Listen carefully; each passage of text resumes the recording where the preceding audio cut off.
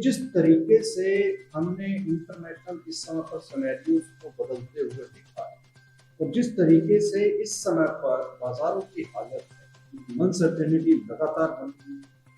ये तो हम पिछले एक साल से देख ही रहे हैं। ट्रंप साहब कब क्या बयान दे दें और उसका क्या नतीजा निकल करके आएगा और उसकी जो उम्र रहेगी उस पर्टिकुलरली इवेंट की, वो कितनी रहेगी कोई नहीं जानता। इसके ऊपर पे आपका पर्सनल आउटलुक क्या कहता है? एक जर्नलिस्ट के पॉइंट ऑफ व्यू से अगर हम समझना चाहें इसको, तो किस नजर से आप इसको? देखिए, ट्रंप के बारे में सबसे पहले मैं बात करता हूँ। जब तक वो व्हाइट हाउस में इस तरह के अनिश्चितताएं बनी रहेंगी और कुछ ना कुछ इस तरह के फैसले करते रहेंगे ट्रंप के लिहाज से। और इस एज ग्रुप में मैं एक चीज बता दूं, इस एज ग्रुप में आपके पास भी आपके पेरेंट्स वगैरह होंगे, उन्हें बदलना बहुत मुश्किल होता है। वही ट्रंप के साथ है, ट्रंप इस एज में जाकर नहीं बदलने वाले हैं और इस तरह के इराटिक फैसले लेते रहेंगे जिसका पूरे ही ग्लोबल इकोनॉमी पे असर होगा। अब बात करते हैं इजराइल और यूएस की तरफ से जो ईरान पे हमले किए गए हैं। इजराइल के कंधे पर अमेरिका बंदूक चला रहा है, इजराइल बस बो रहा है, क्योंकि इजराइल की हिम्मत नहीं। हमने देखा था कि गाजा में वो धीरे धीरे पस्त होने लगा था। पूरी तरह से अमेरिका बैक ये हमला है और दो मंशा जो थी, एक तो उनके न्यूक्लियर पावर प्लांट को खत्म करना वहां से, ताकि वो इस न्यूक्लियर कैपेबल ना कभी बन जाए, ताकि गल्फ में एक बड़ा चेहरा ना उभरे, ताकि गल्फ में उनका दबदबा बना रहे।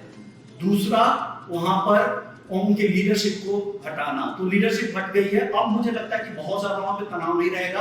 कुछ इंटरनल प्रोटेस्ट होंगे, लेकिन धीरे धीरे, क्योंकि बहुत सारे ऐसे भी लोग हैं जो नए जनरेशन से वो बदलाव चाह रही थी, मॉडर्नाइजेशन चाह रही थी, वो वहां पर चेंजेस देखने को मिलेगा, लेकिन उसमें कुछ वक्त लग सकता है। तो उनकी उनकी पूरी लीडरशिप साफ हो गई। तो कामरे साहब की फैमिली साफ हुई, कमांडर साहब हुए, रक्षा मंत्री साफ हुए, और कहा जा रहा है कि 9 से ज्यादा बड़े अधिकारी साफ हुए हैं। तो इस वजह से अब जो लीडरशिप होगी, उनका जो तरीका होगा, तौर तरीका धीरे धीरे बदलेगा और हो सकता है शाह की एंट्री भी हो जाए वहां पर उनकी राजनीति में। और बात करते हैं यहाँ पर कौन कौन सी ऐसी कमोडिटीज है। सोना चांदी रिफ्लेक्शन होता है इस तरह के रिस्क का, नी जर्क रिएक्शन के तौर पे तेज होगा। मुझे लगता है जैसे जैसे प्रीमियम कम होगा वापस नीचे आएंगे।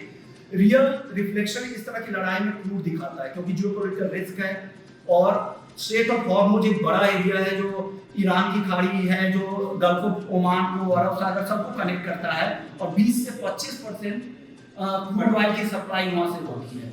तो क्रूड तो बॉयल करेगा। इस लड़ाई के बाद मुझे लगता है कि शांत होने के बाद भी क्रूड कुछ तेज रहेगा।